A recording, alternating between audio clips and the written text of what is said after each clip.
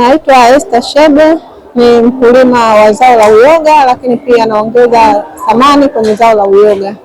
Mimi ni mnufaika wa mfuko wa SDF wa kuendeleza ujuzi unaosimamiwa na Mamlaka ya Elimu Tanzania.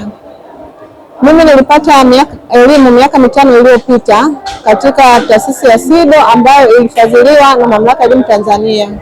Niliweza kujifunza kilimo bora, kilimo cha kisasa cha uyoga, na baada ya hapo niliweza kujifunza pia kuongeza thamani kwenye zao la uyoga. Mafunzo haya nilifadhiliwa na Mamlaka ya Elimu Tanzania kupitia mfuko wa SDF wa kuendeleza ujuzi. Nilifadhiliwa na maana kwamba sikulipia chochote isipokuwa nilipata mafunzo na niliendelea kufanya vizuri.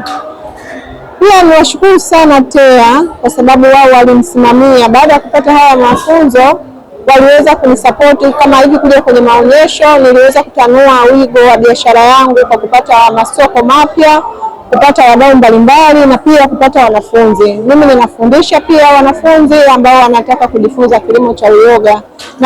Nafundisha rika zote, wa dada, wa kaka, kina mama mpaka watu wazima wote nawafundisha.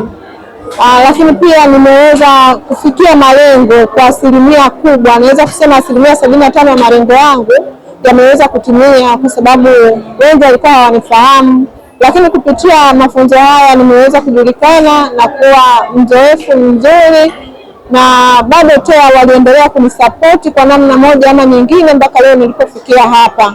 Nimeweza kujenga kiwanda kidogo cha kuprocess uyoga. Navuna uyoga, lakini uyoga huo unaongeza thamani kwa kutengeneza mafuta ya uyoga, kuna sabuni za uyoga, kuna achari ya uyoga, kuna keki, kuna sambusa, lakini kuna lotion pia ya uyoga, lakini kuna mvinyo unaotokana na zao la uyoga pia upo. Ninaweza kutengeneza. Kwa hiyo ninawashukuru sana.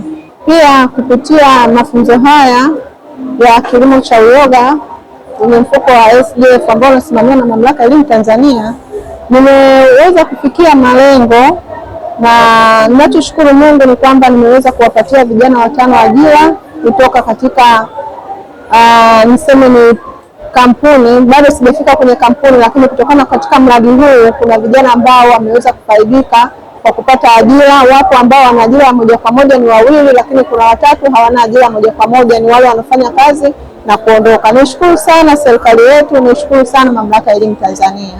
Napatikana Goba Kunguru. Kwa mawasiliano ni 0712 092 388.